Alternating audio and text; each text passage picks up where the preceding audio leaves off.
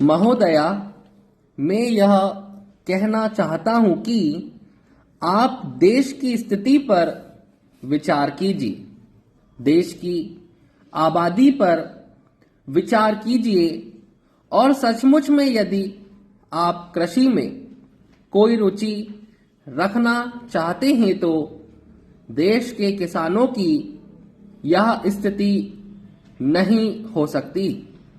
किसान जो देश का मालिक है वह आज सबसे बदतर और सबसे बुरी स्थिति में पड़ा हुआ दिखाई दे रहा है।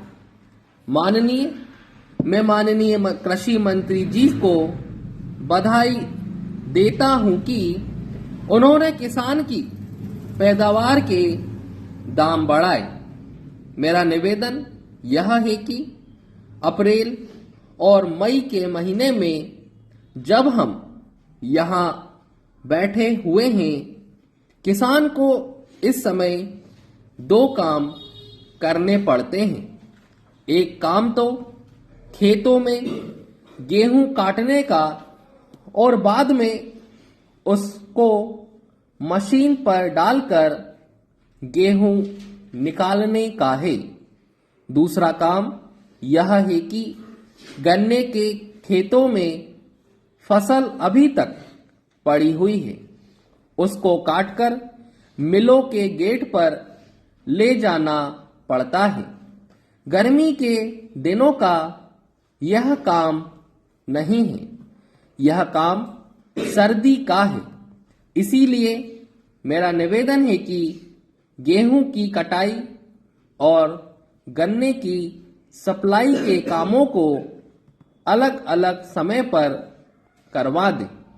मार्च तक गन्ना खत्म हो जाना चाहिए और अप्रैल में मई में वह अपने गेहूं को उठाए और जल्दी उठाकर वर्षा से बचाए। मेरा निवेदन है कि भारत सरकार ने जो चीनी की नीति बनाई है उसमें कृषि मंत्री जी संशोधन करें ताकि जो गन्ना आज भी उत्तर प्रदेश के जनपदों में खेतों में पड़ा हुआ है वह मार्च तक खत्म हो जाए और किसान अप्रैल में अपने गेहूं की कटाई कर सके। महोदया, एक बात मैं और कहना चाहता हूं कि यह जो कृषि मूल्य आयोग है इसमें कई वर्षों से सुनने में आ रहा है कि किसानों के प्रतिनिधि भी लिए जाएंगे, लेकिन कई सालों से यह बात उठ रही है किंतु अभी तक कुछ नहीं हुआ है।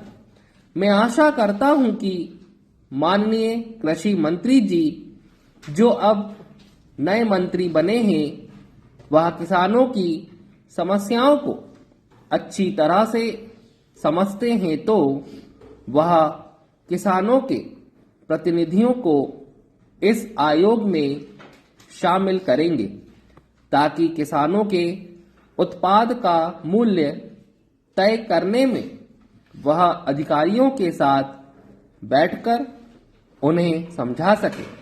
आप ऐसा कर देंगे तो मुझे पूरा विश्वास है कि किसानों की समस्याओं का बहुत हद तक हल हो सकेगा।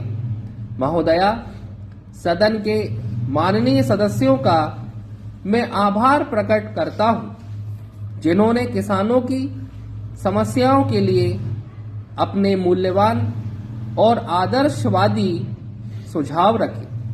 मैं जितना भी उनका धन्यवाद करूं उतना ही मैं समझता हूं कि कम है। विरोधी पक्ष के सदस्यों ने भी बहुत अच्छे सुझाव दिए हैं और महत्वपूर्ण जानकारी दी है। ऐसा तभी संभव है जब वे इस बारे में पूर्ण ज्ञान रखते हैं और उनमें से अनेक तो कृषि विशेषज्ञ भी हैं। बहुत से नेता यहाँ पर किसानों के रूप में आए हैं। उन्होंने बहुत अच्छी बातें हमें बताई। मैं उनको धन्यवाद देना चाहता हूँ। आप जानते हैं कि हमारा देश कृषि प्रधान देश है।